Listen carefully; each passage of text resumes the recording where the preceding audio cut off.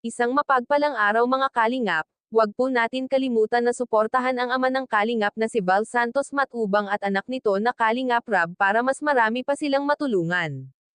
At kung maari po patapusin nyo muna ang video na ito para malaman nyo ang nilalaman nito. Kung bago ka pa lang sa channel na ito, huwag kalimutan suportahan at panoorin ang mga ina-upload nito.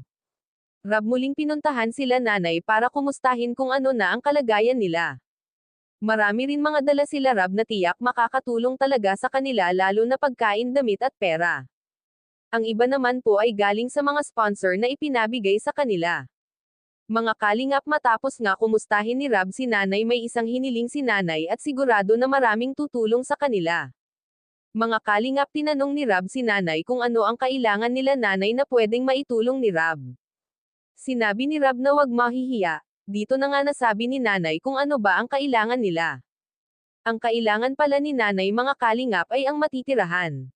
Kasi pag pinaalis sila sa tinitirahan nila ngayon, hindi nila alam kung saan sila pupunta. Ang sabi naman ni Rab, kailangan unahin muna ang lupa. Kaya lang ang problema, wala pang nahahanap si nanay na lupa. Kaya nasabi ni Rab na maghanap na si nanay kasi bibilihin nila, at sana yung presyong pagtulong lang, kasi marami naman si Rab tinutulungan at pinapabahayan, hindi sila lang, kaya dapat yung hindi masyado mahal na lupa, bonus talaga kapag mura lang ang lupa. Panoorin ang mixing video na ito mga kalingap. Nay, kumusta kayo, Nay? Mabuti naman. Ano yung mga kailangan nyo pa po dito na pwede naming maitulong po sa inyo? So tingin mo po kayo maya, yung totoo po na Kailangan po namin matitirahan. matitirhan. Opo. Kasi Lupa. po, pag pinalis po kami dito, hindi po namin alam kung saan kayo pupunta.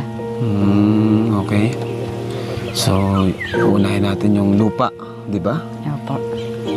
May hanap po ba kayong lupa dito malapit? Sabihan niyo po ako, may lupa po dyan, ano? At purchase po natin. Pero sana yung presyong ano lang, ano? Pagtulong. Opo. Di ba, Nay? Kasi marami po kami pinapabahayan. Ano po, di lang naman po kayong tinutulungan namin, ano? Opo.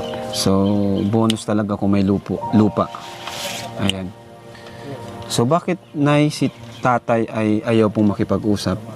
Kasi So matapos nyo nga mapanood ang video na ito, ano po ang inyong masasabi, kasi may panibagong blessing naman po sa kanila na darating mga kalingap. Kaya dapat lang talaga na makipag-usap silang tatlo para mas marami pa sa kanila ang tumulong, lalo na ngayon na kailangan nila ang bahay para may matitirahan na sila. Kaya mga kalingap, wag po natin kalimutan na suportahan si Rab kahit man lang sa panonood ng video nila, at yung hindi pag-skip ng ads, malaking tulong na po yan. Hanggang dito na lang po muna, maraming salamat sa inyong lahat.